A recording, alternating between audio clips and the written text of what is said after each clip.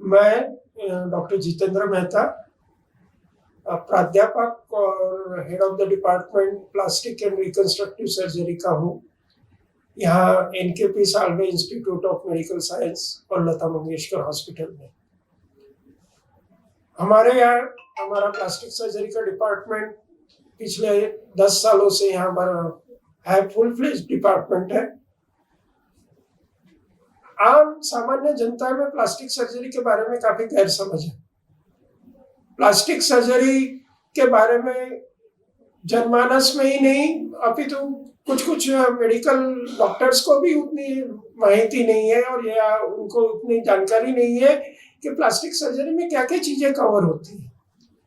जनमानस में तो यही है कि जब तक स्किन ग्राफ्टिंग नहीं किया तब तक प्लास्टिक सर्जरी हुई नहीं। प्लास्टिक सर्जरी के काफी ब्रांचेस है, काफी स्कोप है।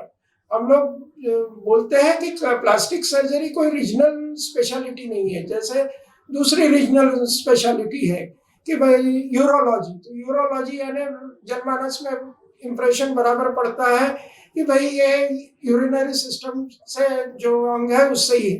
वैसे प्लास्टिक सर्जरी रीजनल स्पेशलिटी ना होने की वजह से उसका क्या स्कोप है ये साधारण जनता को कुछ पता नहीं रहता।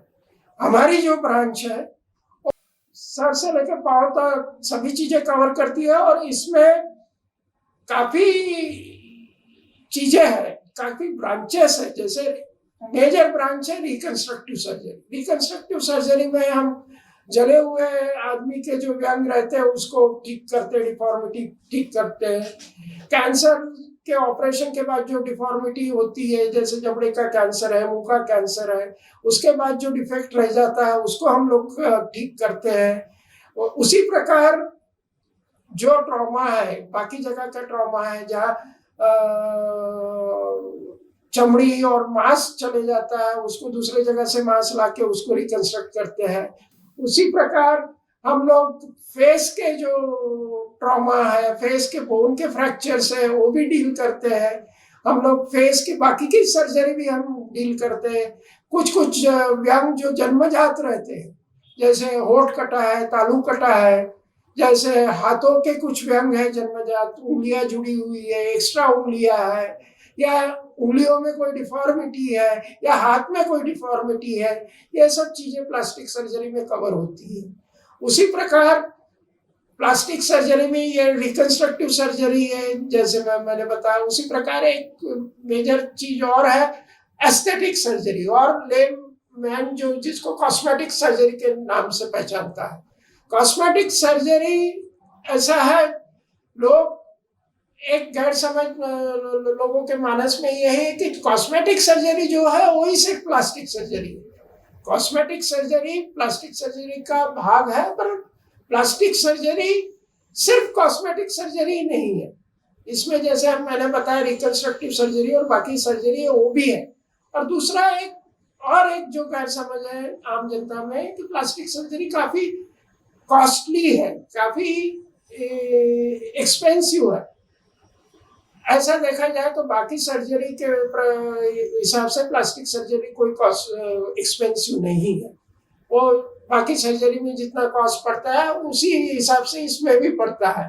और जहाँ तक हमारे हॉस्पिटल का सवाल है, हमारे हॉस्पिटल में तो हम लोग प्लास्टिक सर्जरी काफी अफोर्डेबल दरों में करते हैं। जैसे आप बोल सकते हैं कि जो चीज प्राइवेट हॉस्पिटलों में और कॉर्पोरेट हॉस्पिटलों में जो चीज समझो 1 लाख रुपए में होती होंगी, यहाँ 20-25 हजार में ऑलमोस्ट 1/4 से 1/5 कॉस्ट में हो जाती है और अच्छे से हो जाती है।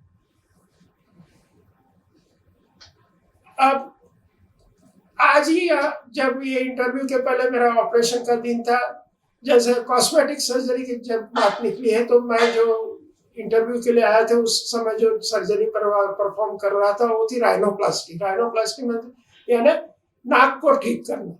ये एक एस्थेटिक सर्जरी और कॉस्मेटिक सर्जरी का पार्ट है। ये चीजें हम यहाँ भी करते हैं और काफी अफोर्डेबल दरों में होती है। जो पेशेंट का आज मैंने सर्जरी किया उसका नाक बचपन में कोई मार लगने की वजह से तिरछा हो गया था, तो उसके नाक का पर्दा भी ठीक किया हमने, नाक की हड्डियां ठीक की, और पेशेंट एज यूजुअल 10-15 दिन में रिकवर हो जाता है और उसको काफी फायदा भी होता है।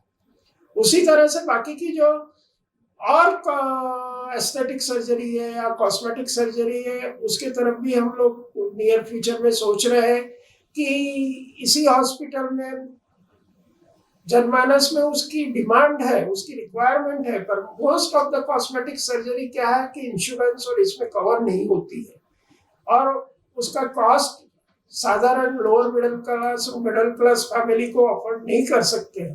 तो हम सोच रहे हैं कि बाकी भी कॉस्मेटिक सर्जरी का स्कोप जो है वो हम इस हॉस्पिटल में लाए और इस हॉस्पिटल में उसकी सुविधा बढ़ाए और उसको जैसे हमने बताया बाकी सर्जरी हम जैसे अफोर्डेबल कॉस्ट में कर रहे हैं 1/4 to 1/5 कॉस्ट में, उसी तरह से बाकी भी सर्जरी को उसी दायरे में लाके साधारण जनमानस को जो इसकी रिक्वायरमेंट हो पूरी हो, ऐसा हम कोशिश करेंगे।